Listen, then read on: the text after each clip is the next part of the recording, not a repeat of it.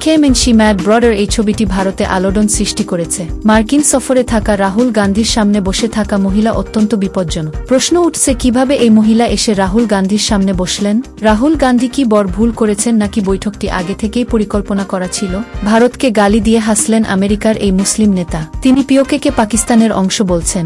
একবার তিনি পিওকেতে বিষ ছড়াতে গিয়ে ধরা পড়েছিলেন। ওই নারীর নাম ইলহান আব্দুল্লাহ ওমর। তিনি ভারতে কৃষকদের আন্দোলনকে উস্কে দেওয়ার ক্ষেত্রেও অনেক বেশি অগ্রণী ছিলেন।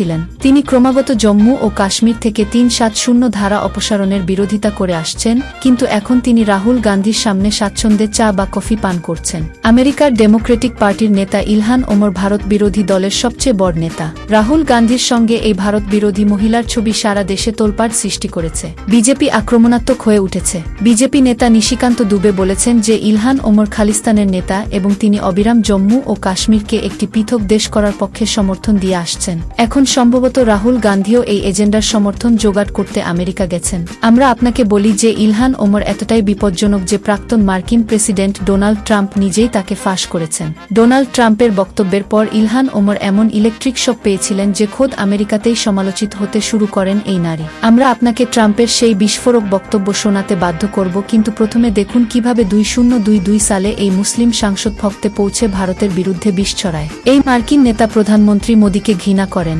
যাই হোক, কিছুক্ষণ আগে ডোনাল্ড ট্রাম্প ইলহান ওমরের এমন গোপনীয়তা প্রকাশ করেছিলেন যা আপনাকে অবাক করবে। ট্রাম্প বলেছিলেন যে ইলহান ওমর সোমালিয়ার মতো একটি দেশ থেকে এসেছেন যেখানে সরকারও পরিচিত নয়, তবে তিনি আমেরিকায় এসে আমেরিকাকে শেখাচ্ছেন কিভাবে সরকার চালাতে হয়। তিনি উদ্বাস্তু হিসেবে এসেছিলেন, কিন্তু এখন তিনি আমেরিকায় আধিপত্য বিস্তার করছেন। এমনকি নিজের ভাইকেও বিয়ে করেছিলেন।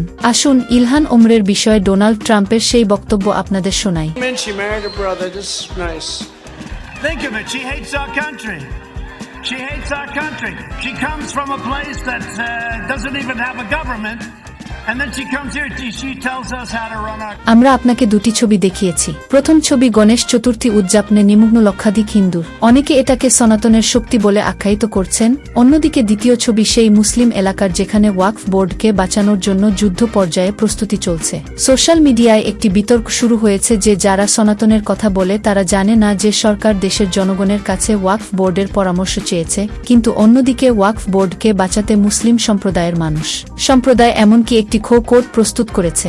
মোবাইলে এই কোডটি স্ক্যান করে মুসলিম সম্প্রদায়ের লোকেরা ওয়াকফ বোর্ডকে বাঁচাতে একটি রেডিমেড পরামর্শ পাঠাতে পারে। এলাকায় গিয়ে লাউডস্পিকারের মাধ্যমে মুসলমানদের ওয়াকফ সংশোধনী বিলের বিরুদ্ধে যতটা সম্ভব পরামর্শ পাঠানোর জন্য অনুরোধ করা হচ্ছে। মুসলমানদেরকে বিভ্রান্ত করা হচ্ছে যে তারা এটা না করলে তাদের মসজিদ, মাদ্রাসা, কবরস্থান ও ওয়াকফের কোটি কোটি টাকার সম্পত্তি কেড়ে নেওয়া হবে। প্রথমে আপনার এই ভাইরাল ভিডিওটি দেখা উচিত।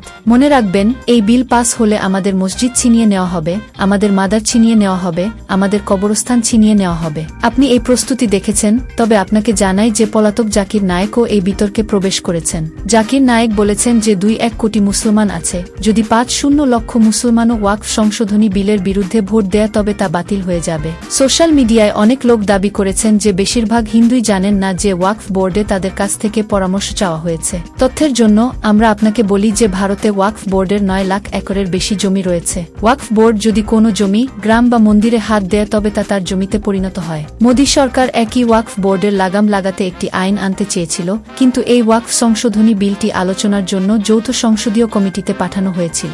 এখন এই জেপিসিও বিবেচনা করা হচ্ছে। ওয়াকফ সংশোধনী আইন নিয়ে সাধারণ মানুষের মতামত চেয়েছেন। পরামর্শ পাঠানোর জন্য জেপ দ্বারা একটি ইমেল আইডিও জারি করা হয়েছিল, কিন্তু প্রশ্ন হল যে লোকেরা জানে যে পরামর্শ পাঠানোর জন্য তাদের আর মাত্র 2-3 দিন বাকি আছে কিনা। লোকেরা বলে যে দেশের বেশিরভাগ লোকেরা 4 বন্ধুর সাথে বসে ওয়াকফ বোর্ডের খারাপ কথা বলে, তবে পরামর্শ দেওয়ার সময় তারা কিছুই জানে না। অনেকে সোশ্যাল মিডিয়াতে শুধুমাত্র সনাতন সম্পর্কে কথা বলে, কিন্তু যখন তাদের অধিকার ব্যবহার করার কথা আসে তখন সবাই ঘুমিয়ে পড়ে।